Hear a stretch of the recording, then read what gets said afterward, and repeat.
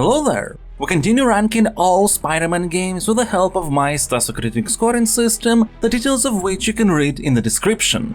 Another Spider-Man movie, another set of tie-in video game releases. Not as many as there were for Spider-Man 2, but it's still a pretty significant amount.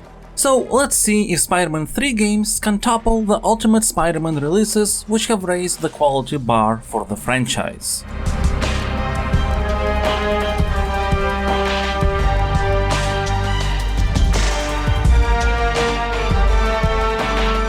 Treyarch's Spider-Man 3 doesn't make sense. It just doesn't. I'm not talking only about the story, and in that particular area I wouldn't even know where to begin. Would it be appropriate to discuss the weird motivations like no desire to follow a freaking huge lizard eating hot dogs? Oh no, we just take the photo and go away. Or maybe we should discuss an almost total lack of setup for any of the movie villains. They have much less development than game-specific opponents, most of which are gangs led by these random people, with the main campaign feeling like it's a bunch of side missions going in parallel. Or maybe it's best to begin discussion with poorly written dialogues that are horribly voiced by the movie cast. I'll take that. Oh, you think you're smart, buddy? Well, think again. I hit a bunch of cameras around here, and now I have an even better shot than I was planning. You punching me in the jaw and taking my camera. So thanks. To be fair, in comparison to that, Tobey's performance sounds stellar. They aren't paying me enough. Of course, there is also an exception in the form of J.K. Simmons' JJ, who is always a pleasure to listen to. That's the third call I got about giant lizards running amok in Gramercy Park. Giant lizards! Listen to, not watch. These animations are meme material for a reason. Even the black suit affecting Peter's personality is not handled particularly well. You won't even see the symbiote for literally half of the main campaign, and after you do get the suit, being exceptionally aggressive towards a villain you have never seen before and pushing his face into a train might seem cruel, except even without the symbiote, Peter tries to push his friend and mentor through a freaking grinder. I suppose the difference is that he doesn't apologize to Sandman. One thing I do appreciate, and I didn't mention that in my Spider-Man 2 entry, though it applies to that as well, is that Spider-Man 3 tries to continue the movie tie-in continuity. These games are not just three separate adaptations of every movie, they're all actually linked together by the same world, and that's great. Though sadly this doesn't save the narrative of Spider-Man 3. But as I said, it's not just the story that doesn't make sense, it's the whole game. The swinging system is very weird. While Ultimate Spider-Man gave more control mid-swing, it still was physics-based, and here the system tries to look like it's physics-based with its animations, but it lacks any sort of momentum. You can just move your character around however you'd like. Spider-Man 3 adds a double jump from Ultimate Spider-Man, and yet it's useless, this time behaving realistically in terms of physics and neither snapping you into a different direction or anything else. Plus, there is no function of jumping higher while holding the button. In this game you again have to pre-charge your jumps. Wall running almost never works as one would want to, even though the previous game found a solution. Spider-Man 3 wanted to go for a huge scale of the city, and yet we're moving at a snail's pace through it, even after a bunch of speed upgrades that you seem to be getting at random points. Combat gets rid of manual lock-on, this time it's automatic, but Spider-Man doesn't prioritize enemies. Even when pointing the stick towards them, he can attack random objects instead. Dodging feels strange because it happens automatically while you hold the Spider Reflexes button. And overall, fighting became this weird mix of a combo-based system where you need to press specific buttons, combined with Ultimate Spider-Man's freeform system where it's all about the action that you press. It feels like half of the campaign takes place underground in the suspiciously spacious subway and sewers. There's tons of various minigames connected to bomb defusing, and yet sometimes you just have to throw the bomb far away, only not too far. Looks like I'll have to use the brute force method instead.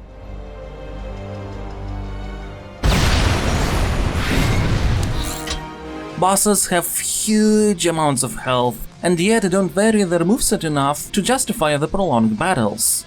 There's half-baked stealth sections, and who can forget the often randomly appearing quick-time events. Okay, technically they're scripted, but they do feel random because the same challenge one time should be completed with core gameplay mechanics and another one with a QTE, each failing instantly should you press the wrong button during a quickly disappearing prompt.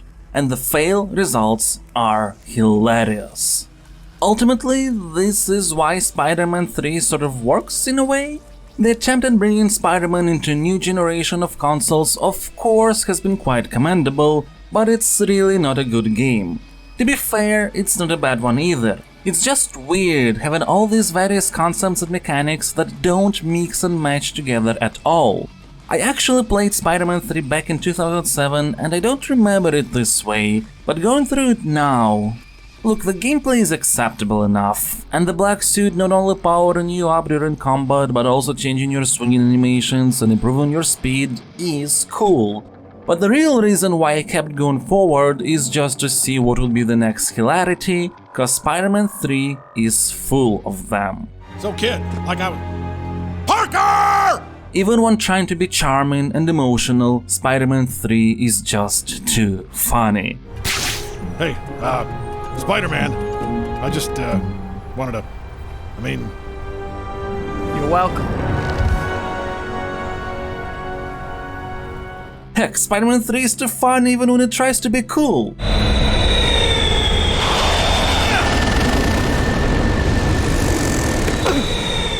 So, Spider-Man 3 is definitely enjoyable, but probably not for the reason it wanted to be, at least for me. It gets a Metacritic rating of 44.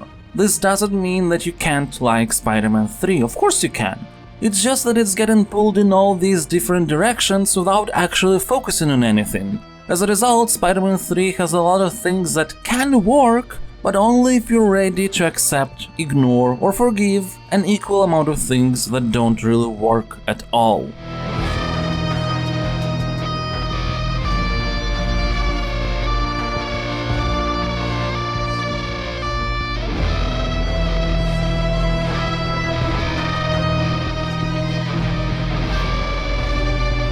Vicarious Visions developed a quite frankly underrated version of Spider-Man 3 for a pretty weird set of platforms. It's pretty interesting that the Wii, PS2 and PSP versions are all the same game, with differences applying mostly to graphics, controls and sound quality. And also PSP has an additional side mode called Conquest, though being a collection of random crimes you have to complete within a time limit, it's nothing to write home about. With how web swinging works, the Wii seems to be the console that informed the game's design. There's a lot of enjoyment to be found in using the Wiimote and nunchuck to shoot web from right and left hands respectively. Swinging on the Sony platforms with just the R2 feels quite basic in comparison. Though personally speaking, it is still more enjoyable than in the next-gen Spider-Man 3, since here swinging is actually physics-based, even if there are invisible anchor points far above trees. That said, because PlayStation controls don't involve lots of shaking, combat mechanics feel a lot more immediate, so you might prefer that. And to be able to play such a game on the PSP is quite mind-boggling. The tech used in this game to not only scale between such wildly different consoles, but also have very impressive civilian and car density, while targeting for 60 FPS with the frame rate unlocked and a pretty high LOD at far distances, well, Spider-Man 2 and Ultimate Spider-Man already have pretty crazy asset streaming technology, but this really takes it to another level. And yeah, okay, to make the technology actually work on these platforms, there's stuff like simplified collisions and AI pathfinding, which can lead to things like people just going through cars on a sidewalk, or how when there's tons of people around, some NPC animations start running at a lower frame rate. But I've been impressed anyway. What makes it even more impressive is a pretty considerable attention to detail with a lot of sound and video assets. In this game, Spider-Man can switch between the suits on the go. The black one is more powerful and gives additional health, but should you use it for too long, Spider-Man will pass out, so he has to force it off from time to time. Now, not only there's two versions of every pre-rendered cutscene for the two suits, depending on which one you are wearing when triggering them, including even the pre-rendered cutscenes that for some reason were based on the next-gen Spider-Man 3 version, There is also so many alternative lines coming both from Spidey and his enemies, including bosses, depending on what suit is being worn at the moment. And this even applies to stuff like the generated crimes and patrols. Some of these lines are genuinely engaging. At times it feels like even Tobey Maguire has fun. If they really wanted to punish this guy, they could have just made him eat his own food. The biggest gamble these nitwits made is thinking they can actually get away from him. The environments see a number of changes depending on what mission you're in. For example, in the later parts of the campaign, the Central Park will have a quite different look in comparison to the beginning. This makes me wonder what would happen if Vicarious Visions had more time, as there are still plenty of signs that this version of Spider-Man 3 ultimately had to be rushed to reach its release date. And look, I'm not having any illusions about the design quality of this game. It's quite basic on many levels. That is the aforementioned swimming, which on the Sony platforms doesn't really have any particular depth to its navigation core, even in the races. The one thing I do like is the addition of corner tuning during wall running. Even the Wii version lacks depth, it's just inherently fun to shoot out webs from your hands using motion controls. Combat is more advanced and has a considerable number of unlockable moves, but not all of them chain well together, and in the end, because the design of enemies allows it anyway, most of the time you will resort to your basic moveset with some vaulting combinations. Even bosses in their melee fights are not particularly elaborate, though for what it's worth each has some sort of twist to them. And the missions in the main campaign are just fine. There is enough variety in them to not get bored. I had a particular laugh at the mission where you set up cameras around the city and then take a volunteer for a scary thrill tour to get some photos. And while there's sewer levels as well, you don't get to spend half of the campaign underground. Side missions are very similar to what has been present in so many other Spider-Man games already, but what's pretty unique is the fact that crimes are connected to a dynamic territory control system, and there's quite a lot of variety in terms of how each crime is skinned. You will even get back stolen guitars and just the tastiest fruit pies. Spider-Man 3 definitely embraces camp. I have no problems with mechanics being basic if they're enjoyable enough and are set up in a structure that flows well, and it's precisely the case with this version of Spider-Man 3. In fact, the story actually makes sense here, most of the time. When it doesn't, it's usually when it takes cutscenes from the next-gen version. The first half of the game is largely focused on the lizard subplot. It's not a case of, oh, take some pictures and then forget about it for a bunch of levels. And then that subplot transforms into the second big one involving Morbius and Shriek, who in this version of the universe are husband and wife. And Shriek also got affected by the symbiote from the meteorite. Fighting her is how Spider-Man learns about the sonic weakness. The game feels more disjointed when the movie-based subplots are tackled, but still, even then, in this version of Spider-Man 3, Sandman isn't somebody who Spidey just hates for some reason. Rather, he's a supervillain that Spider-Man just happened to encounter when he tried to not use the black suit as much, but to defeat the Sandman, he had to. Harry actually sees the news about the final battle in the hospital and not at home, and has a dialogue with Peter explaining his change of heart. And then nobody remembers that he dies, but again, that part is taken from the other game. And look, it's not like this version of Spider-Man 3 doesn't have its own quite ridiculously funny moments. All those tests and nothing! Oh my god! He's a vampire! You've ticked me off on the wrong night, Count. The sun, it'll kill me. Either this guy's a real vampire or the best method actor I've ever seen.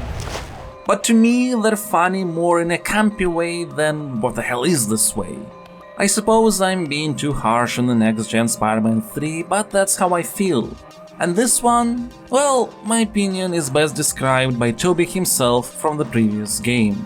This may not be art, but I like it. I will assign a Stasocritic rating of 66. I really enjoyed Spider-Man 3, even when the optional crime patrols were starting to get a bit old. But there is just something inherently likable in its relative mechanical simplicity, and I don't regret spending time with this game at all.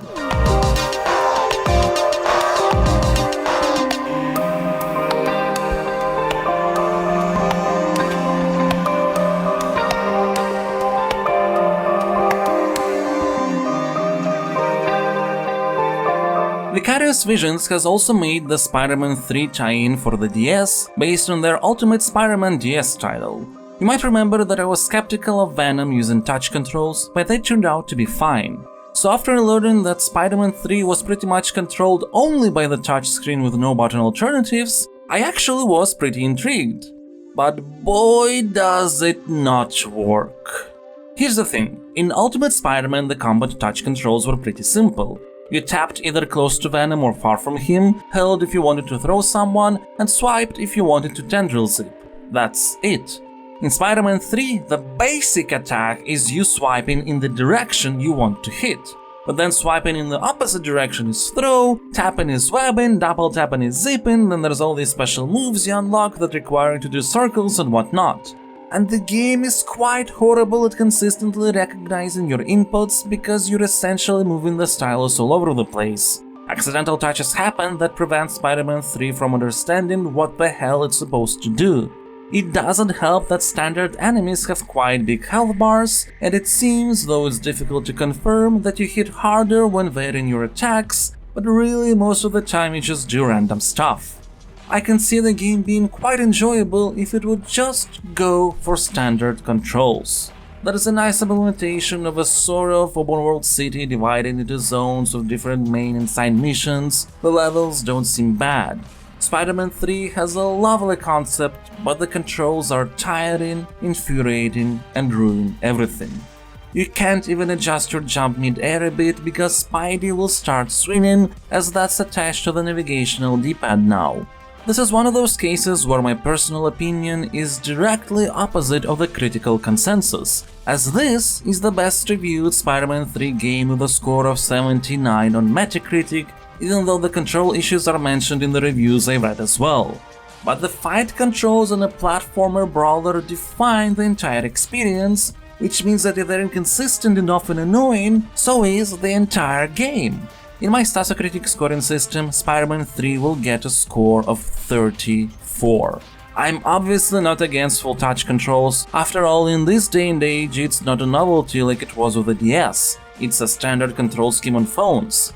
But the touch controls implementation in this game really sours the experience.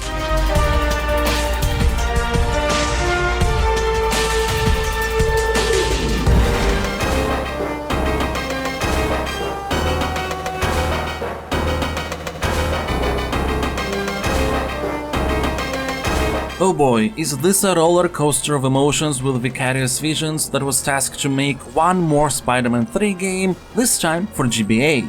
And it is the exact opposite of the DS outing. This version clearly doesn't try to innovate.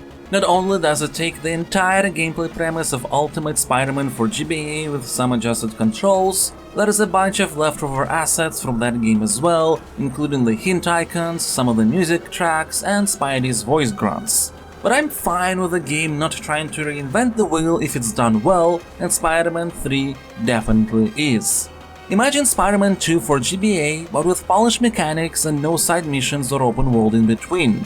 It's a tight package of really good, varied levels, which do reuse quite a bit of similar elements like hostages and water valves, but that often happens in different contexts with various challenges attached to those elements, so it doesn't get old. Bosses are also pretty fun, they're not complex but each is pretty unique, ranging from a Chase the Goblin fight to increasingly bullet hellish Electro that has to be overcharged. And honestly, this version is the best at representing the power of the black suit. You could feel the change in other games too, but here it's essentially a rage mode power-up that gets reset if you're hit, and it really boosts your attack.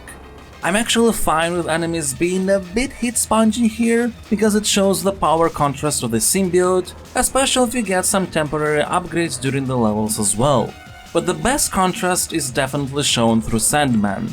In the beginning there is an intense level where you have to escape Sandman whom you can't damage at all, and you really feel powerless. But then with a black suit later on you can actually defeat the guy. Though I gotta say that Spider-Man's realization that the suit is bad because he might have killed Sandman is a bit funny in the context of him pretty much being sarcastic about definitely killing again both Sandman and Venom, this time without the influence of the suit. That's definitely weird, but story-wise this game also has the least amount of problems simply because of how straightforward everything is in its setup. You defeat the goblin, escape Sandman, get the suit, feel the power, beat some villains, beat Sandman, realize suit is bad, get rid of it, and beat the Sandman Venom team-up, all accompanied with writing that's not deep at all and doesn't provide any real meaningful character arcs or anything, but it's fun. And this is what Spider-Man 3 is. It's just a really well done, fun game.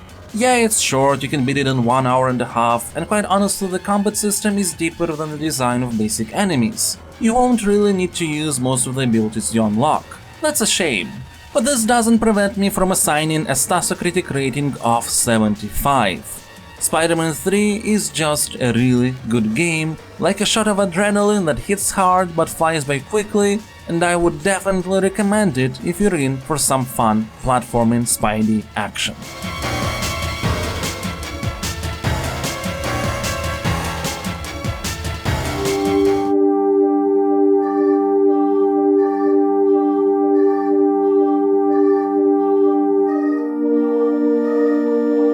JavaGround was tasked to make 2 mobile phone games based on Spider-Man 3.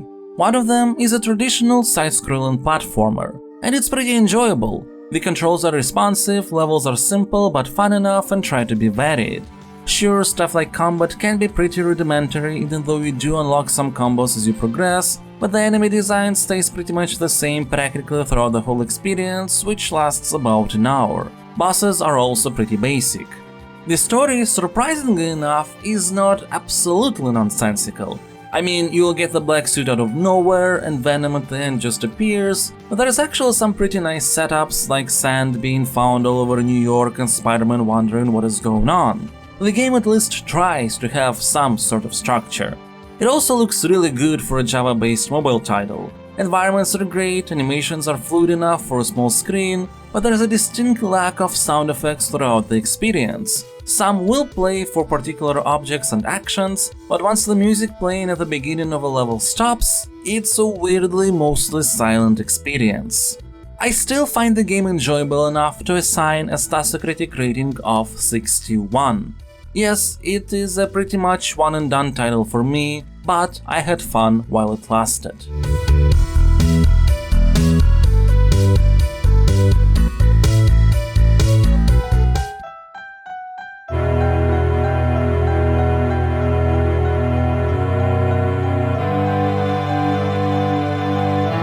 Can I just say that the intro music to this second JavaGround game is pretty tense?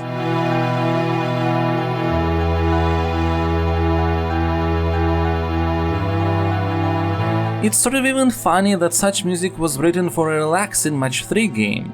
Well, relaxing until Black Goose suddenly starts chasing you.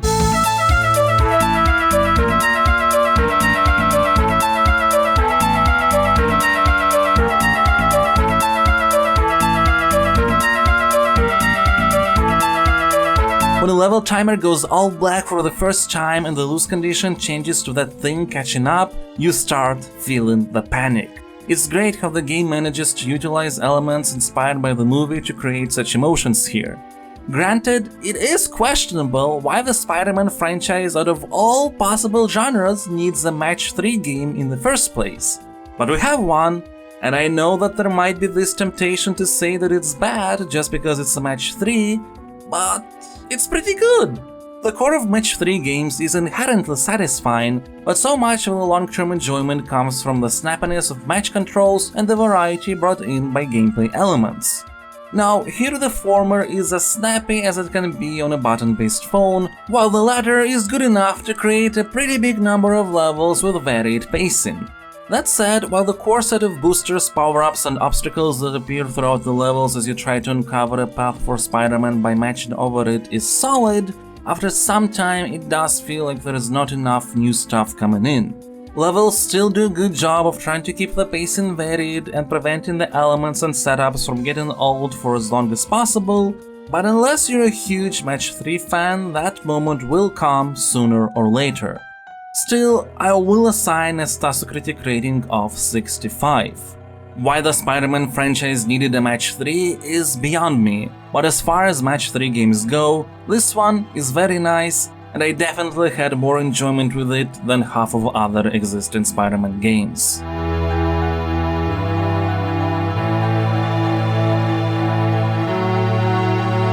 There's technically an entry missing, but it's again one of those that is not lost to time, I just have no means to play it. Spider-Man for the Hyperscan. Yeah, the card-based console that had 5 games in total released for it. Maybe someday I will talk about it. At any rate, Spider-Man 3 had much less games based on it than Spider-Man 2 did, but I would say that the overall quality is higher. Not the main marketed title, sadly, though that one was saved for me by being amazing material for memes. But I do think that there are some really underrated titles released during this time. I've heard so many bad things about the console Spider-Man 3 game by Vicarious Visions, for example, and yet I had tons of fun with it on all 3 platforms it was released on. Yeah, because of their control differences I tried them all. And the mobile titles definitely can't be called shovelware. So all in all, this wasn't a bad era. Still, with no new movies on the horizon, the sheer amount of yearly Spider-Man game releases would slowly start to decrease. If you think about it, there have been about 40 games released within the range of 2000 and 2007. That's insane. But is this change of pace a bad thing? We'll find out in the next video.